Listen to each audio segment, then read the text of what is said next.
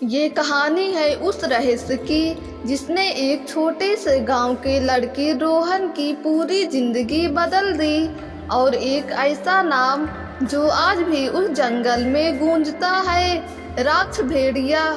शुरुआत होती है एक घने और डरावने जंगल से। कालवड़ का जंगल। कहते हैं सूरज ढलते ही उस जंगल में एक चीख सुनाई देती है।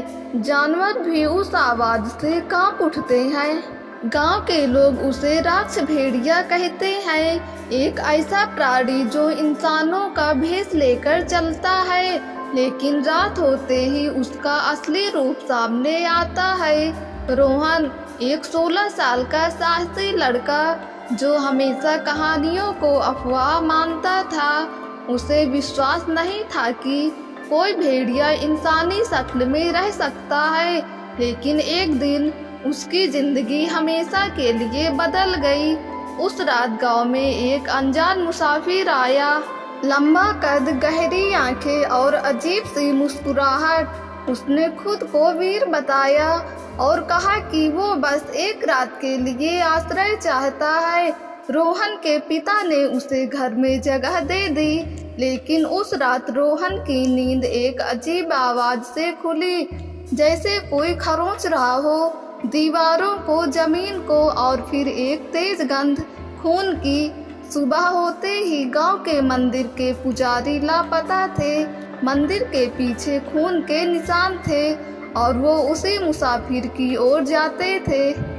लेकिन हैरानी की बात ये थी कि वीर सुबह घर में सो रहा था, जैसे कुछ हुआ ही ना हो। रोहन को शक हुआ और उसने वीर का पीछा करना शुरू किया। अगली रात रोहन ने जंगल में वीर को अकेला जाते देखा, और फिर जो उसने देखा उसकी रूह कांप गई।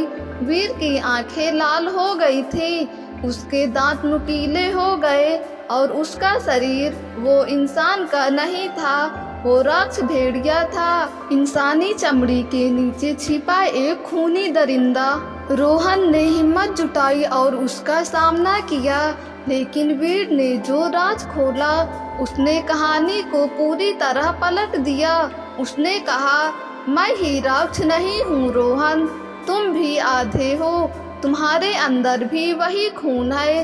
अब सवाल ये है, रोहन क्या था, इंसान या राक्ष भेड़िया?